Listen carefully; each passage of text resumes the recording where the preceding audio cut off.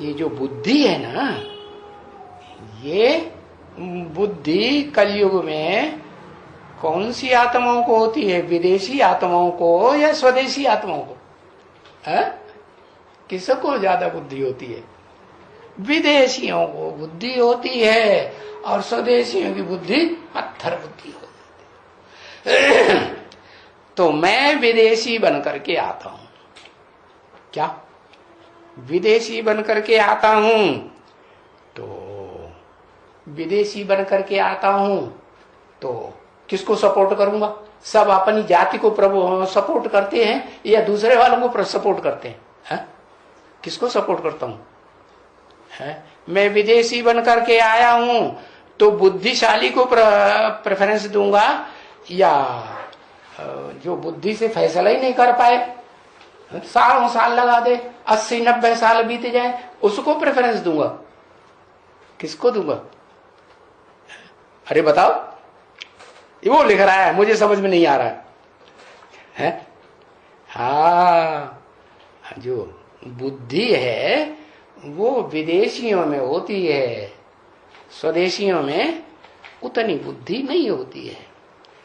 तो मैं बुद्धिमान को सपोर्ट करता हूं,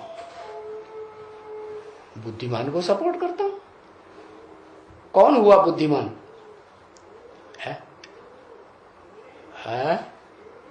अंतिम जन्म में, 84वें जन्म में किस आत्मा को कहेंगे बुद्धिमान?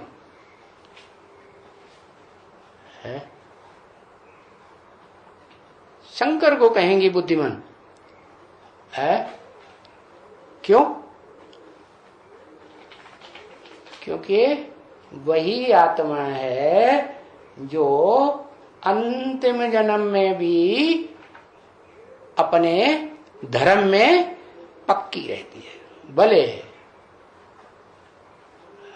दुनियादारी के धंधे के हिसाब से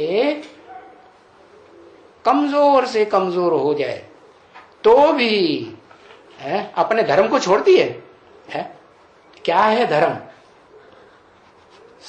धर्म क्या है?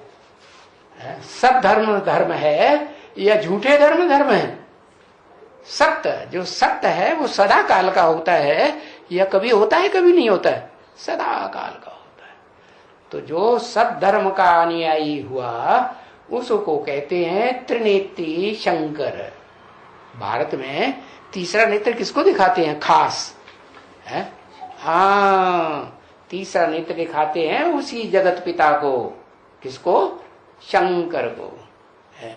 जगत पिता कहते हैं ना, क्या? जगतम पितरम वंदे पार्वती परमेश्वरो।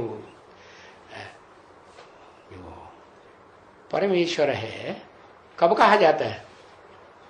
परम माने महान। ईश्वरी नहीं, सिर्फ परमेश्वर भी शब्द जुड़ा हुआ है।